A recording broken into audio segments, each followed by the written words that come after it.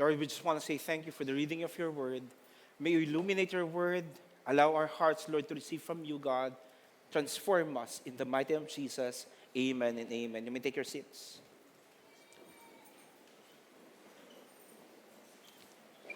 Like last week, nag-throw po ako ng question sa bawat isa. I really want to take this opportunity again to throw another question. And I want you to grab a partner. Huwag na po kayo pumunta sa Mega Mall to the different rows. But I want you to answer this simple question. In one word lang po, hindi one words. One word, how would you describe the next generation today? So grab a partner, yung katabi mo, in one word. How will you describe the next generation today? Okay? Start sharing to your partner right now in one word. Ano yung description mo sa next generation?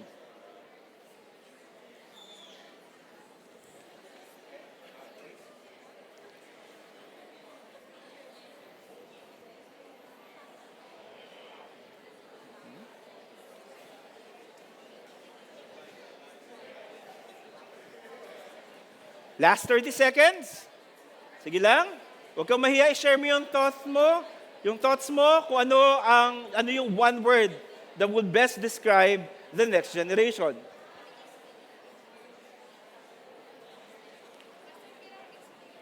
Pwede explain, may time pa naman eh. Pwede po ba explain? Kating-kating na ako mag-explain.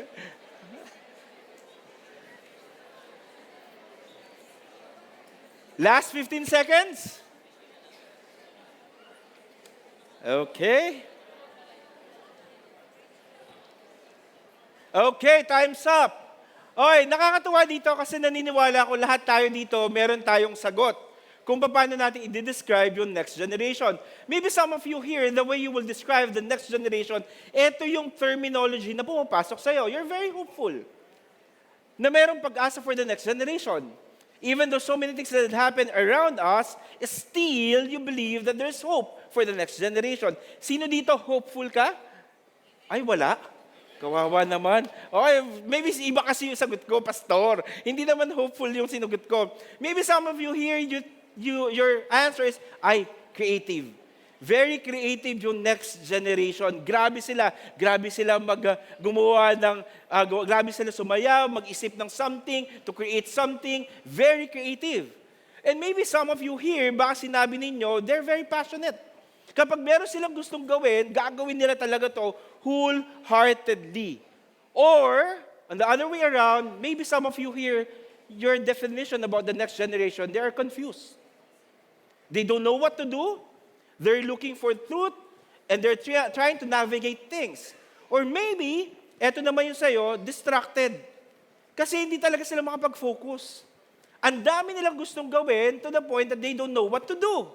Or finally, baka ang sagot mo, they're anxious. If we're gonna try to look at the next generation, grabe lang yung anxiety nila because of everything that is happening, not only within their reach, but even in the social media, kung nasan sila. If we're gonna try to look at it, you could probably make different cases about the next generation. Even the news, marami tayong magandang narinig sa news. Alam niyo po ba, nakakalabas lang tong news na to, na yung tinatawag nating Development Academy of the Philippines, they just launched a Bagani campaign wherein tinawag nila yung mga SK, mga leaders, in order for them to train them.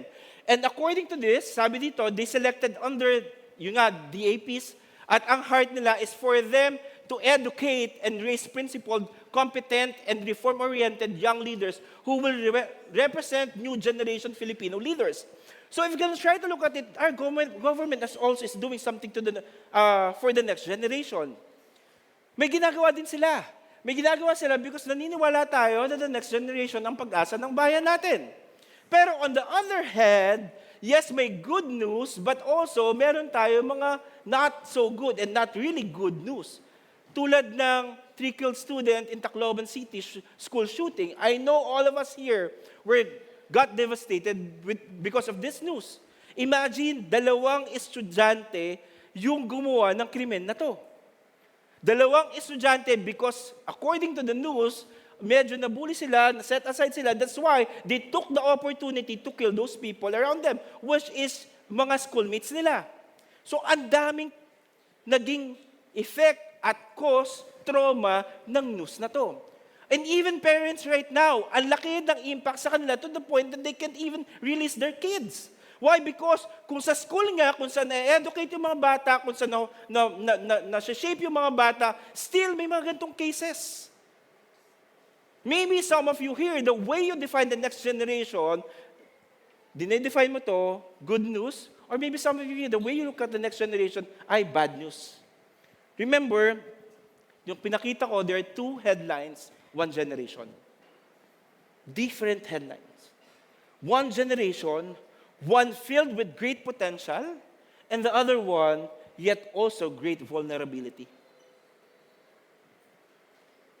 Nakakalungkot isipin na may mga ganong cases, but yet there are people as well na tinitignan na napaka-importante ng next generation.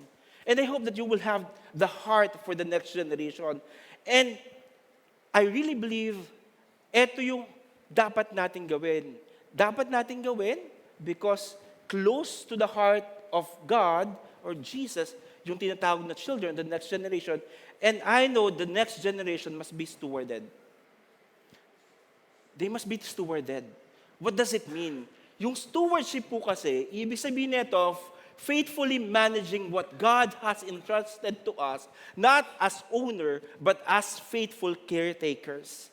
Lahat ng anak po natin, lahat, sa mga magulang dito, lahat ng anak na binigay po sa atin ng Panginoon, binless sa atin, pamangkin na meron tayo, lahat po yun, hindi po tayo owner. That's reality because at the end of the day, they will grow, they will have their own family, at darating yung time, kukunin din sila ni Lord. It's just temporary. But the question is, are we going to steward them? The next generation must be stewarded. They need to be discipled. They need to be prepared. They need to be invested for the purpose and for the glory of the Lord. But the question is, how do we faithfully steward the next generation God has entrusted to us? Ito yung tanong eh. Simple ba dadalhin lang natin sa church? Ito na ba yung tamang way in order for us to steward the next generations? Dadalhin natin sa school? Ito na ba yung pinaka-tamang way in order for us to steward the next generation? And I really believe the word that was read a while ago, marami siyang laman para maintindihan natin kung paano steward yung next generation. In John chapter 13, sabi dito, yung pinaka-background kasi nito, si Jesus, alam niya na this is the final evening of Jesus. Final evening, together with His disciples, wherein, eto na yung ending ng ministry niya. So yung ending ng ministry niya, hindi niya tinapos or hindi niya tinik yung opportunity just for Him to preach the gospel, but for Him to do something, to act something in order for Him to show the importance of being together. In order for Him to make sure that these people that's leading right now, because kapag umakyat na sa langit, at nandun na sa Father, alam niyo po ba, yung mga disciples niya, siya na yung next leaders na magfulfill ng calling at mission ni Jesus. So meaning, yung 12 disciples, sila na po ang magtutuloy ng mission ni Jesus. And that is for them to declare the gospel. So kung titingnan natin ngayon, maraming next generation na ang heart ni Jesus, we have to be with them. We have to teach them. And most importantly, we need to understand as we dive in John chapter 13, that Jesus models what faithful stewardship of the next generation looks like. He will model. Yung story na binasa natin, titingnan natin kung gaano ka-faithful si Jesus in terms of stewarding the next generation. I'm going to share to you through two principles only about stewarding the next generation sa life ni Jesus. The first thing is I want you to know that steward the next generation by loving them. Pastor, napaka-simple naman yata ng passage na to, by loving them. Yes, mahirap. Kasi to be honest, mahirap magmahal. Sino dito nasaktan ka na sa pagmamahal? Tama ba ako? So now, we're gonna dive. Ano ba ibig sabihin ni Jesus when He said, steward the next generation by loving them? It says here in John chapter 13, verse 1, now before the feast of the Passover, when Jesus knew that His hour had come to depart out of this world to the Father, having loved His own who were in the world, He loved them to the end. I want to put an highlight with this. Sabi niya dito, He loved them to the end. Meaning, Jesus did not love them, but also He showed to them kung ano yung pagmamahal na ito. Kung titingnan natin yung translation ng love na to, yung love na to is what we call the agape love or agapao. Ano ibig sabihin ng agape love? Ang agape love po ay deliberate, selfless, and unconditional love that seeks the highest good of other person. Ito yung agape love. So meaning, nung sinabi ni Jesus na He loved them, ibig sabihin, I love you in agape way. Na iisipin kita, for your own good, I will give you the love that you don't deserve, but unconditionally, I'm gonna love you. Ganun yung pagmamahal na sinasabi dito ni Jesus. At anong klaseng agape love yung pinakita ni Jesus dito? Una-una, agape love serves humbly.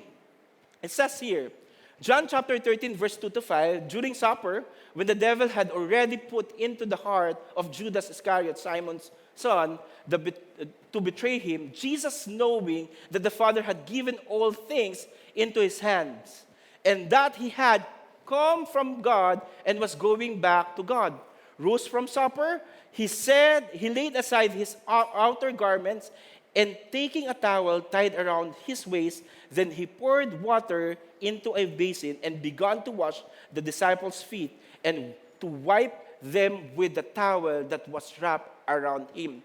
So now He was saying that, whom I love, then this is the way that I'm going to show my love for them. Yung agape love na nagsiserve to them humbly. Bakit nagsiserve to them humbly? Kasi una-una, sabi niya, the Father had given things into His hands. So ano ibig sabihin nito? Ibig sabihin nito, Jesus knew that He was powerful and at the same time, He has all the authority. But even He has all the authority, He humbled Himself to serve His disciples. Imagine, dapat siya yung nagko-command neto, siya yung nagsasabi, dapat ganito yung gawin mo, dapat ganito yung gawin mo, dapat ganito yung follow mo. Then, hindi yun yung ginawa ni Jesus. But rather, ang ginawa ni Jesus, He went there to show His love, huhugasan ko yung mga paa nyo. So kahit may authority na siya, kahit may power na siya, alam niya at the end of the day, I'm gonna serve these disciples. At hindi lang yon, sabi niya dito, He laid aside everything.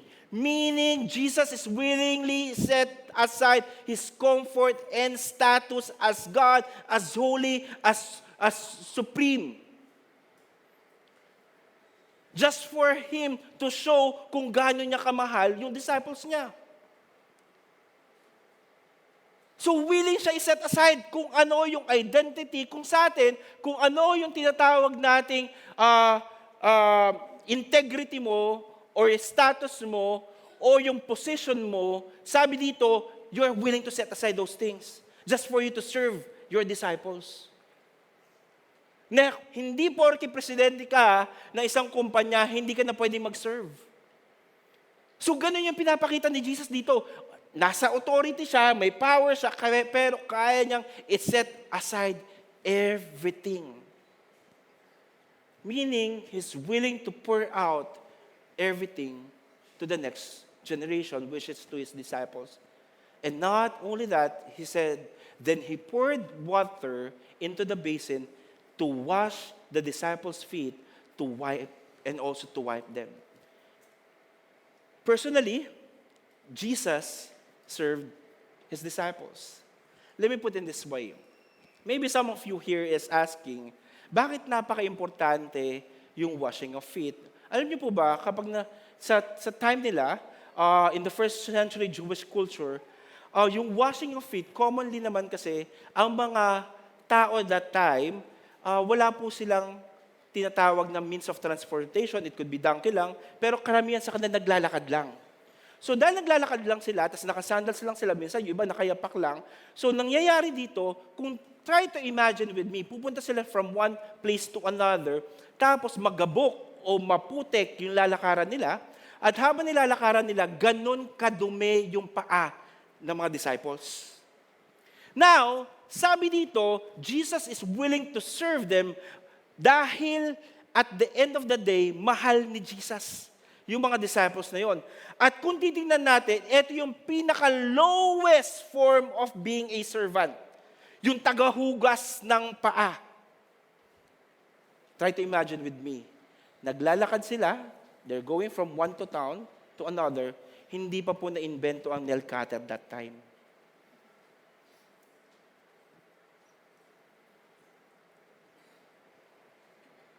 Paano kaya tinatanggal yung kuko pinuputol yung kuko nila, no? Tapos, hindi mo alam kung nakaapak ng kung ano man yun. Tapos, eto si Jesus, na may authority, na may power, na God, then iwawash niya yung paa ng disciples. Lowest social position. Why?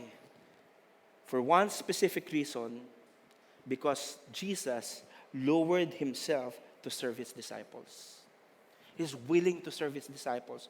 Yung disciples, they are the next generation leaders who will continue the mission that God has started. He will lower. Willing siya na mangyari yung ganong sitwasyon para mapakita niya kung gaano niya kamahal yung mga disciples. At hindi lang yun. The second thing that I really want you to understand is what we call the agape love that restores completely. Hindi lang niya pinakita para mag-serve humbly, but at the same time for him to restore completely. It says here, he came to Simon Peter, who said to him, "Lord, do you wash my feet?" Jesus answered him, "What I am doing, you do not understand now, but afterwards you will understand." Peter said to him, "You shall never wash my feet." So, kasi nga, it's a disgrace na si Jesus pa yung mag-wash ng feet niya. Peter said to him, "You shall never wash my feet." Jesus answered, "If I do not wash you, you have no share with me." Simon Peter said to him, "Lord, not my feet only, but also my hands and my head." Parang gusto niya pampaliguan siya ni Jesus, ha. Hindi na kontento sa paa. "Paliguan mo na rin ako ni Jesus. Hand ko pati ulo ko." And Jesus said to him, "The one who was bathed does not need to wash except for his feet, but is completely clean, and you are clean, but not every one of you, for he knew who has to betray him. That was why he said, not all of you are clean." Jesus gave that picture about agape love that restores. Why? Because at the end of the day, he said in this passage, if I do not wash you, you have no share with me. He was just telling to the disciples, kapag hindi ko kayo winash, definitely, you cannot clean yourself at all. Because he's not just talking about physical cleansing, but he was talking about spiritual cleansing. Spiritual cleansing in a way that only Jesus can fix them. That's why sobrang willing si Jesus gawin to. At hindi lang yan. Sabi niya dito, you are clean but not every one of you. Meaning, Jesus' love restores despite our failures.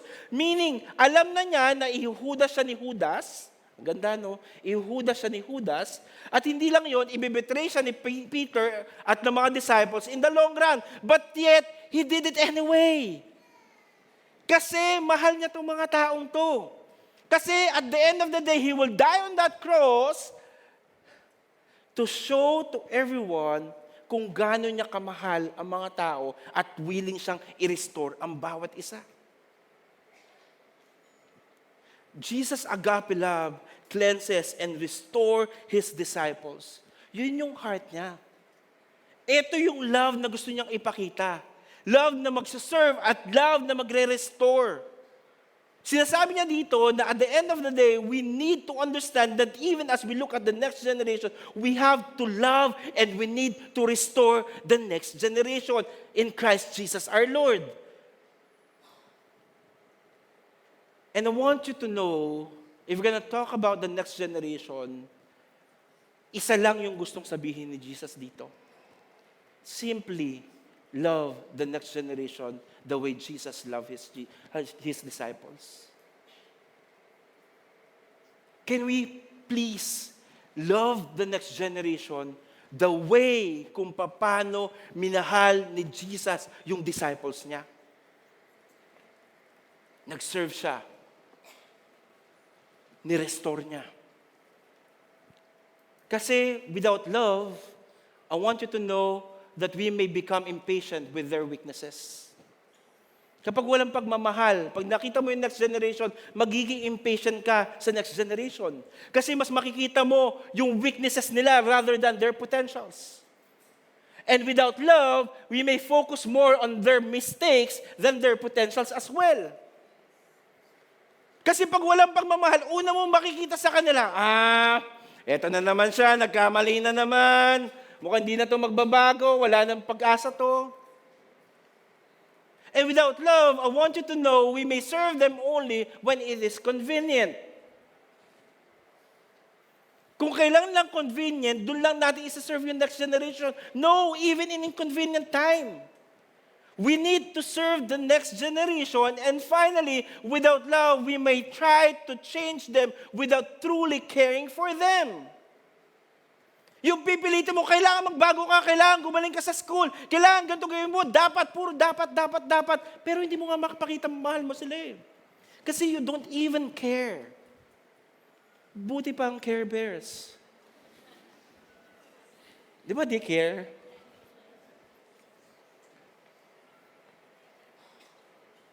I want you to know that before we can serve the next generation, we must first love the next generation. Mahalin muna natin sila. Mahirap magmahal, lalo na ang taong di ka mahal-mahal. Kung hindi ka mahal-mahal ang next generation para sa'yo, hindi mo masaserve yung next generation. Tulad ni Jesus, pinakita niya yung pagmamahal niya sa disciples niya. I hope na ipapakita natin yung pagmamahal na nararanasan natin sa next generation. Sa mga anak natin, sa mga estudyante, sa mga kabataan right now. Remember, we cannot fully steward the next generation without first loving the next generation. Mahirap steward. Mahirap alagaan ang next generation kung hindi natin mahal.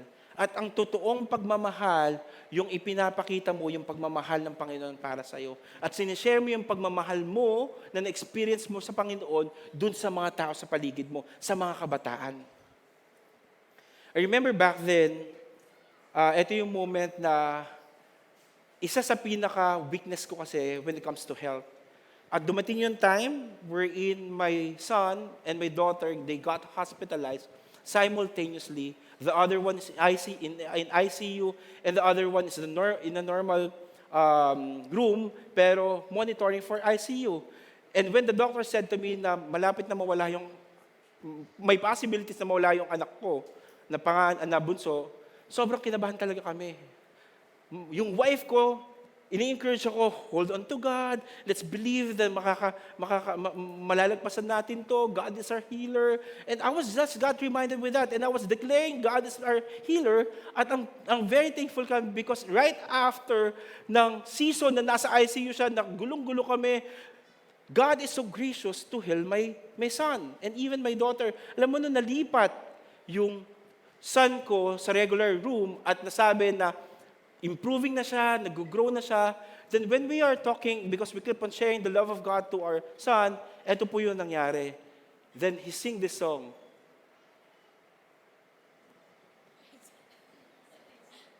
Hindi daw napiplay yung kanta.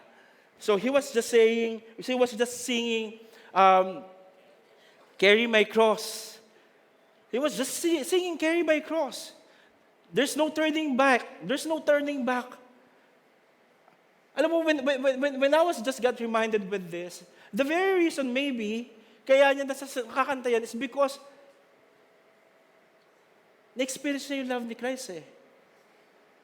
And we need to stand in our conviction that we need to share the love of Christ to others.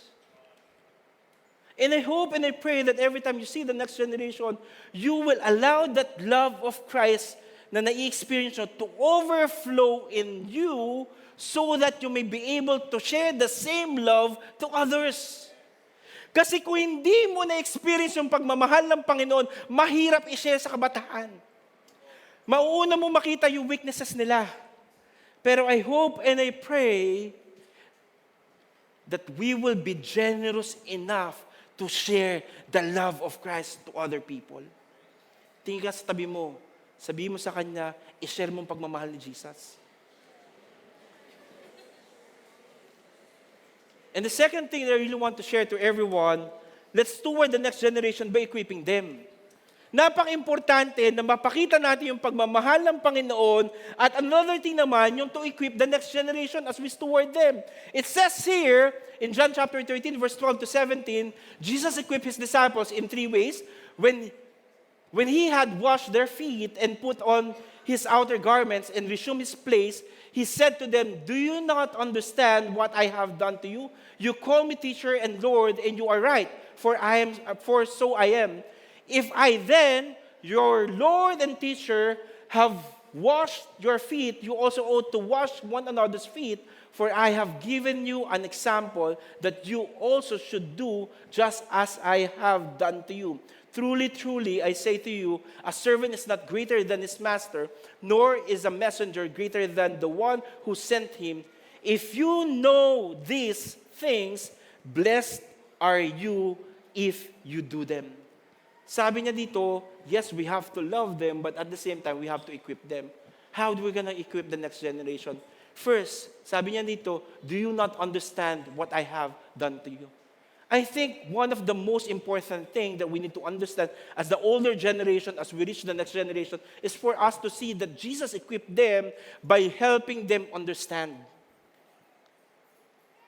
Sometimes we can just keep on pushing the next generation to do something, but yet they don't understand. The reason why nahihirapan sila gawin yung pinapagawa natin, because, in-explain mo ba kapatid?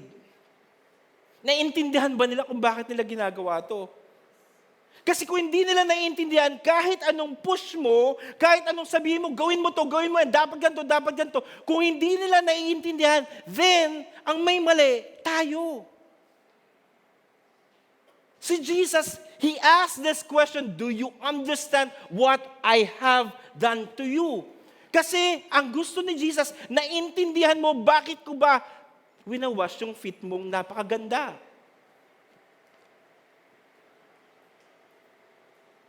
At hindi lang niya ginawa to, He also said, I have given you an example. He did not just ask that question, do you understand? But at the same time, Jesus equipped them by showing them an example. Kung hindi mo naintindihan, gagawin ko para mas maintindihan mo. Simple as, bakit mo ba dinadala yung kids mo sa church? Kasi family. No, ano bang reason? I hope you know the reason why you're bringing your kids here in church. Because you want those kids at the very young age for them to experience who God is. Hindi punta tayo sa church kasi magja-Jollibee tayo. I hope they know the reason why they need Jesus. And I hope that you are setting example to them. Hindi po ako galit, passionate lang. Kasi next generation yung topic eh. At hindi lang yan, sabi niya dito, if you know these things, blessed are you if you do them, and at the same, you ought to wash one another's feet. Meaning, he was saying, Jesus equipped them by giving them opportunities. Iba kasi yung tinuruan mo kung bakit, sinet mo yung example, pero hindi mo binigyan ng opportunities. Sinasabi ni Jesus dito, kapag tinuruan mo siya, at pinakita mo kung paano mo ginagawa, I hope that you will take the time to bring them to a space wherein they can practice kung ano yung natutunan nila.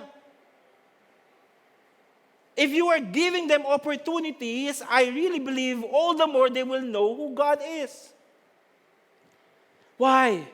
Because Jesus equipped the disciples by helping them understand His ways, showing them His examples, and giving them opportunities to live it out.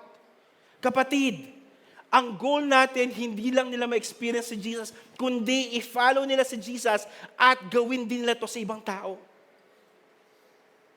Sino dito, excited ka na darating yung time, yung anak mo, pamangkin mo, makikilala si Jesus, magkakaroon ng relationship kay Jesus, at magdi-disciple as well.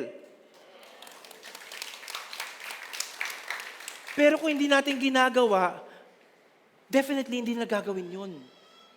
Kung hindi nila nakikita nagko-quiet time tayo, hindi nila makikita nagbabasa tayo ng Bible. Kung hindi nila nakikita nagpe-pray tayo, then it's gonna be hard for them to pray as well. Help them understand what we are doing. Because God is calling us to equip the next generation. We equip the next generation the way Jesus did. Teach them the truth, model the life, and trust them with opportunities. Gusto ko yung word na trust them with opportunities. Kasi you have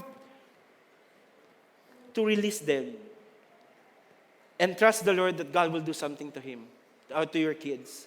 Kasi kung hindi nyo sila hayaang mag-grow at hindi nyo bibigyan ng opportunities to be more in love with the Lord, then definitely they're not gonna experience it.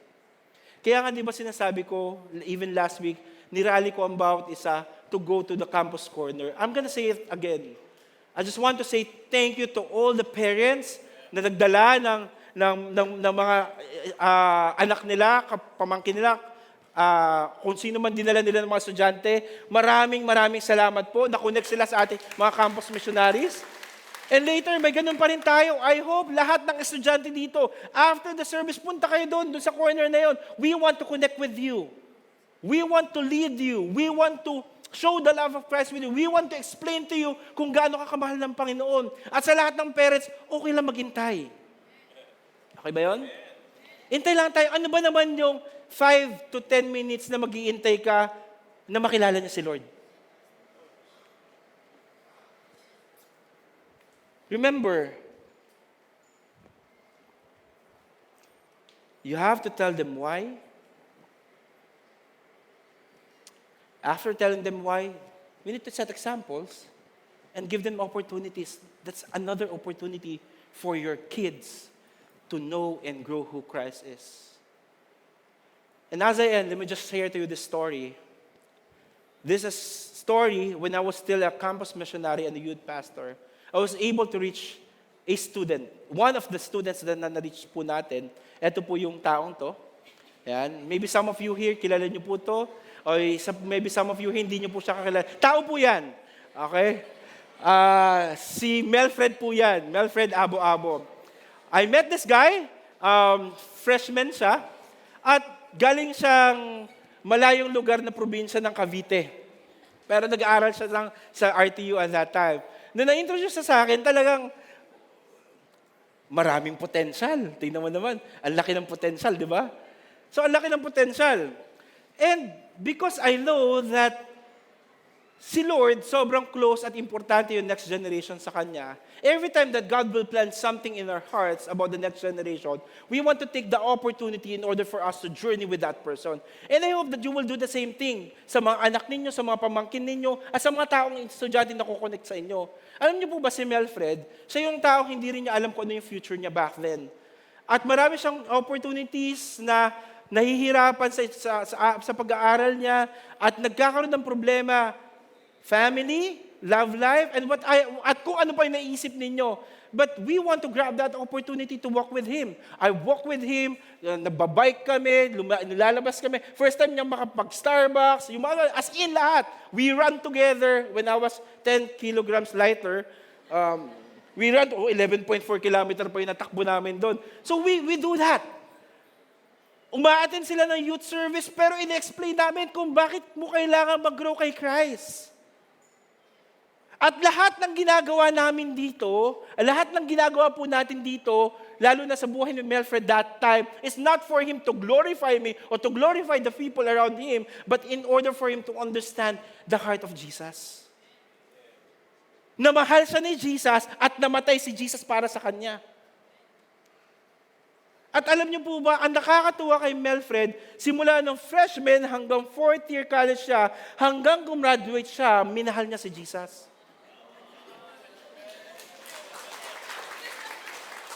At dahil mahal niya si Jesus, binigyan din siya ng mamahalin.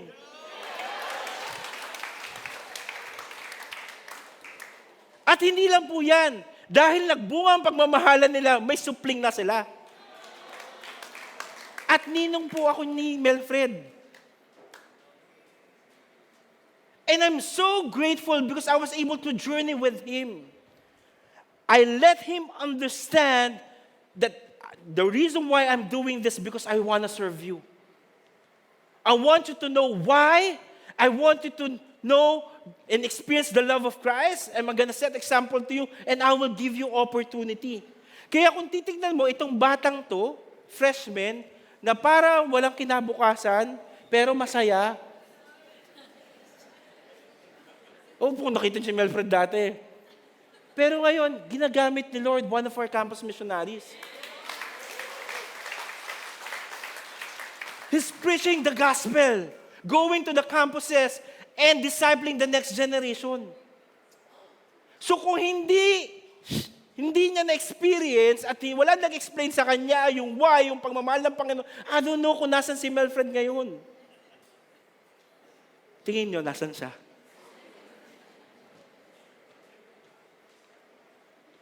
Kaya napaka-importante i-reach out to the next generation. And other stories.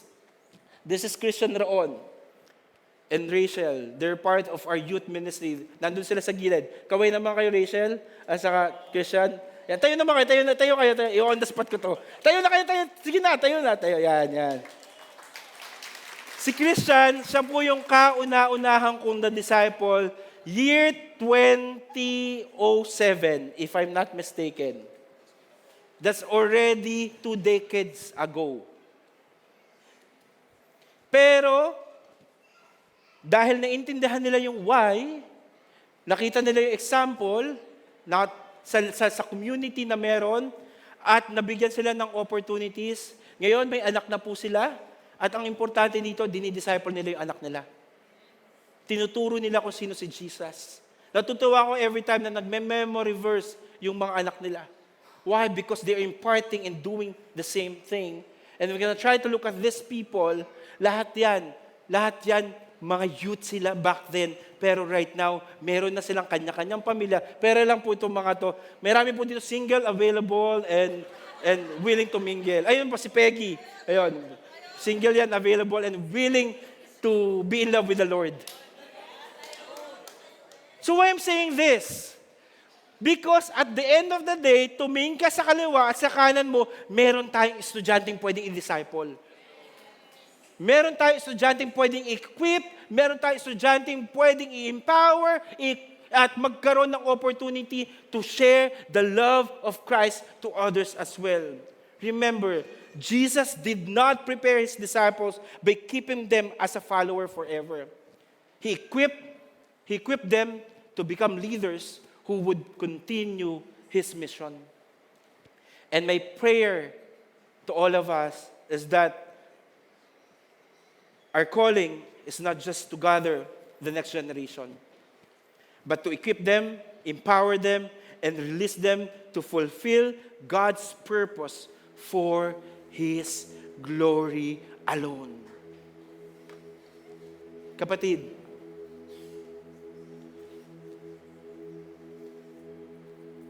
this is my prayer. I'm not sharing those stories to brag myself. I'm just sharing this story to show to everyone the harvest is plentiful. There's so many students out there. There's so many maraming kabataan na pwede tayo makita left and right. Pero ang tanong dito, may nag-steward ba sa kanila? May gumagabay ba sa kanila? May nag-guide ba sa kanila? May nag-empower ba sa kanila? May nag-explain ba sa kanila yung pagmamahal ng Panginoon? And if you are saying that you are a follower of Christ, and you're saying, Lord, this is my calling. This is my calling that I want to be used by you for the next generation. If this is your calling and you want to embrace that calling, can I ask you to stand up, please? Just tayo ka lang. Kung alam mong calling mo to, kahit single ka man, professional ka man, estudyante ka man, kasi mas may bata sa'yo. Kung feeling mo at alam mo, calling ko to. Dahil may pamangkin ako, seseran ko ng gospel to. May anak ako, seseran ko ng gospel to. Pagpepreyan ko to. Kung may heart ka para sa next generation at alam mo, tinatawag ka ni Lord for the next generation, I want you to stand up right now. Huwag ka matakot.